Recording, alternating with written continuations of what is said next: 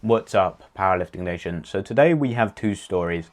We are going to be first of all talking about Russell Orhii and his big deadlift that he did last week. And then we are going to be talking about the battle of the under 120s and specifically one powerlifter that may not like me very much, unfortunately. But first of all, Russell Orhii. So he did a massive deadlift of 355 kg in his training this week. And this is extremely encouraging.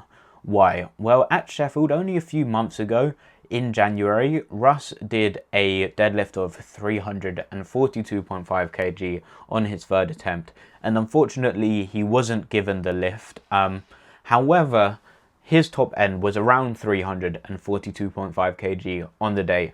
But now his deadlift has seemingly increased drastically. I think his top end right now is around 360 kg plus, close to 800 pounds.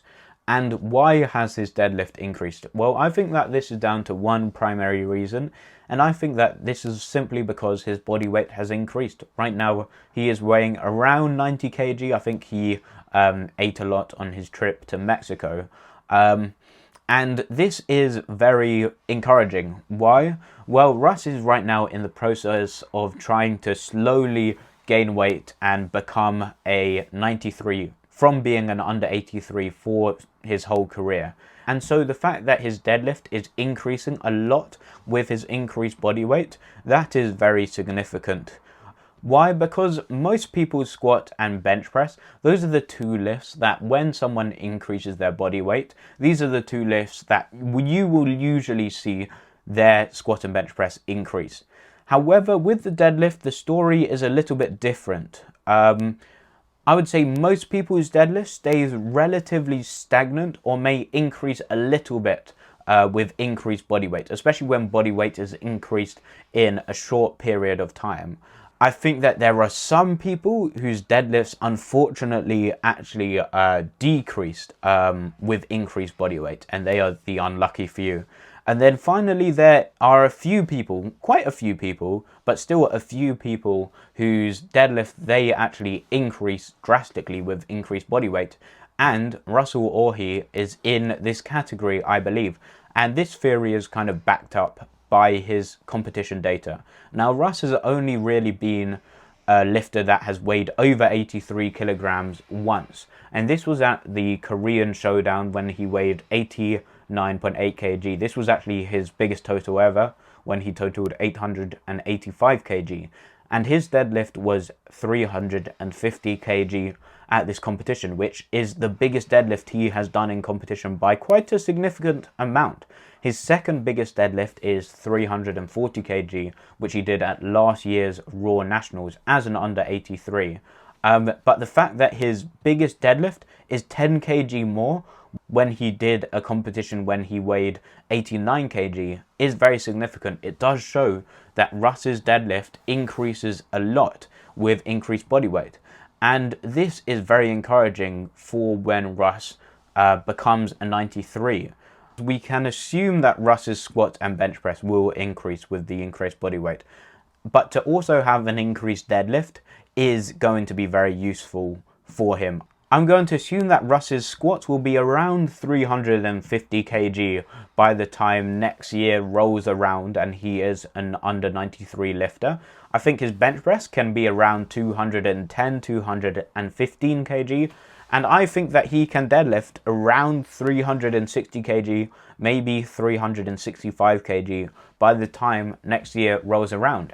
And so these numbers would give him a top end total of around 925 to 940 kg. And this is very significant. Why? Because the biggest ever total in the under 93s was done by Jonathan Kaiko at the Powerlifting America Nationals when he did a 919.5 kg total.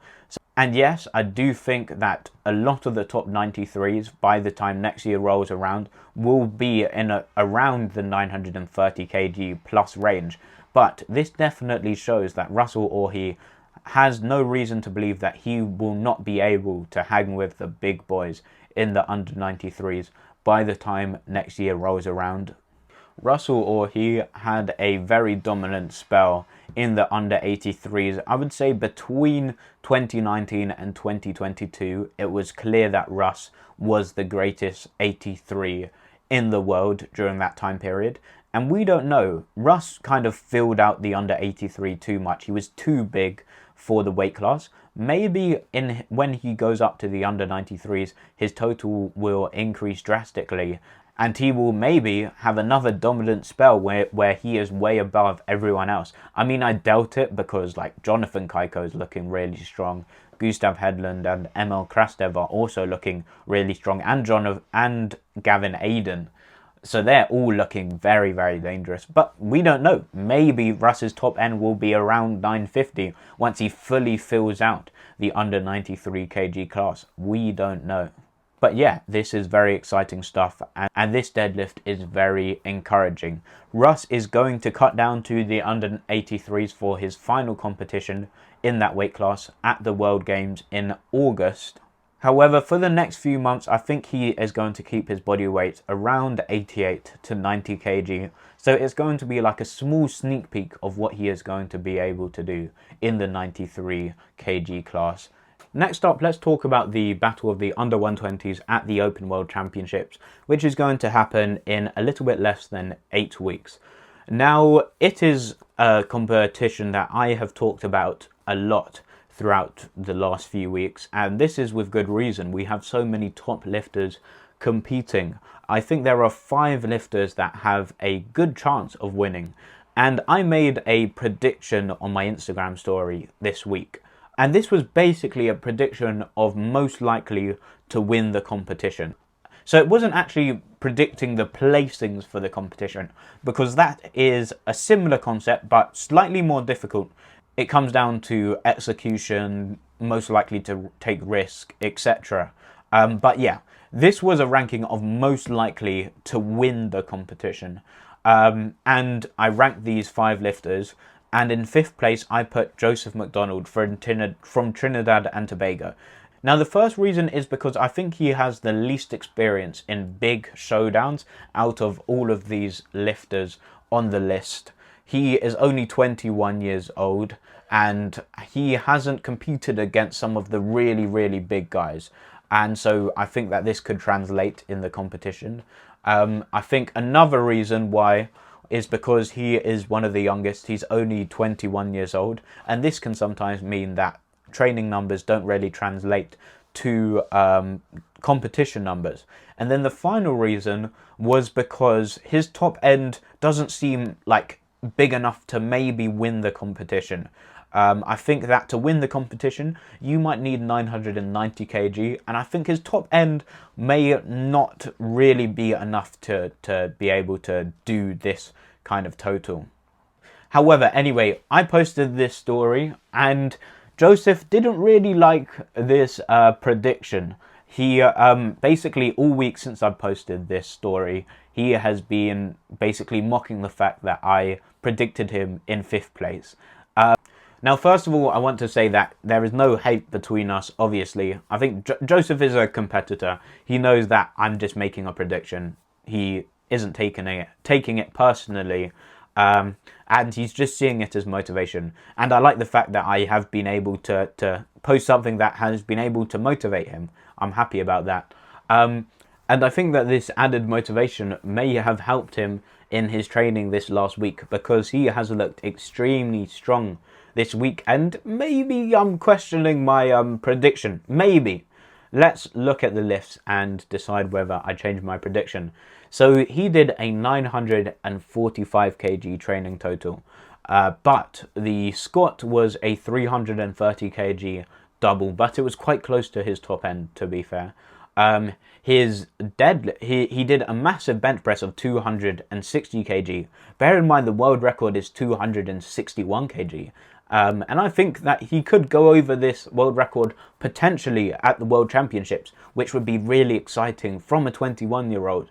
And then finally we have the deadlift, which was a 355 kg deadlift, but it was quite close to his top end, to be fair. And Yeah, so this gave him a total of 945 kg. And from this training total, I could see him squatting a top end of maybe 345, because the 330 kg double was very close to his top end, in my opinion. So I could see him squatting 345. I could see him benching on a really good day 265, but that would be a really good day with like a perfect peak. And then I could see him deadlifting around 357.5. So let me put these numbers in the calculator. 345 plus 265 plus 357.5, 967.5. Now this is very, very impressive. If he managed to do 967.5 kg, this would be crazy for a 21-year-old. However, I think that first of all, this is a very top end kind of performance, him doing 967.5 kg.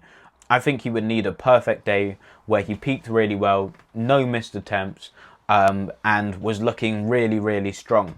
And like I said, maybe the lack of experience will mean that he isn't able to get to this top end. And then second of all, if he is able to get to this top end, which I think is possible, but if he is able to get around 970 kg, like I said, I don't think 970 kg is going to be enough. If we look at Nonso Chinya, he did 965 kg at the European Championships a few weeks ago, and he did 965 kg with a lot of room to spare. So I think that he can go over 970 kg really comfortably. He was number one on my list of most likely to win, so he is the favourite in my opinion. And yeah, overall, maybe I wouldn't put Joseph McDonald in 5th place after this week of training. I mean, 970 kg as a top end is crazy. Will it be enough for Joseph to win the competition? I don't know. I don't think so. But we will see. Also, we can't forget that the competition is 8 weeks away. And Joseph is young, 21 years old. He is progressing rapidly. 8 weeks could be enough time for him to close the gap and have the top end of 980, 990. It is very possible. I doubt it, but it is very possible.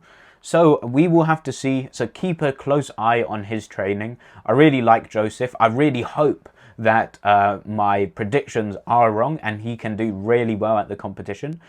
He's a great lifter. But yeah, tell me what you think in the comments down below. I will see you guys in the next one. Subscribe, like, check out RPE10. Goodbye.